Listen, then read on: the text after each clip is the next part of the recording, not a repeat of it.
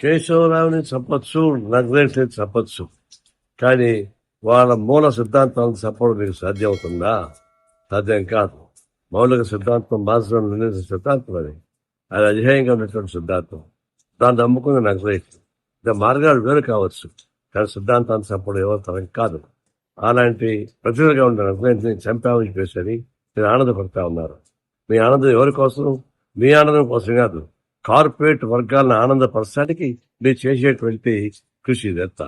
చిత్తం శివుడి పైన చూపు ప్రసాదం పడినట్టుగా ఈ నక్సలైట్ నిర్మూలించడం ద్వారా అమూల్యమైన అటవీ సంపద మొత్తం కార్పొరేట్ వర్గాలకు అప్పగించడానికి ఉపయోగపడే ఉత్సాహం తప్ప అంతకన్నా మీకు నాకేం కనపడడం లేదు. మీరు అరాచకమైనటువంటి టెర్రరిస్టులతో రాజకీయాలు సిద్ధపడుతున్నారు, వాళ్ళతో మహిళలు సిద్ధపడుతున్నారు. ఈ సమాజం మార్పు కోసం ప్రయత్నించేటువంటి శక్తులతో మాట్లాడటం సిద్ధంగా లేదు. అంటే టెర్రరిజం మీకు ఉండాలి, నక్సలైట్ అంటే సిద్ధాంతం ఉండడానికి వీల్లేదు.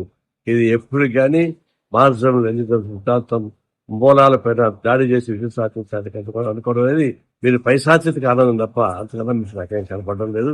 ఇప్పటికైనా ఒక సిద్ధాంతం కోసం కమిటీ అయినటువంటి వ్యవస్థతోటి చర్చించి పరిష్కారం చేసుకోవడం తప్ప దీన్ని అంతం చేయడం మీ చేత కథ చెప్పి మరోసారి తెలియజేస్తా ఉన్నాను.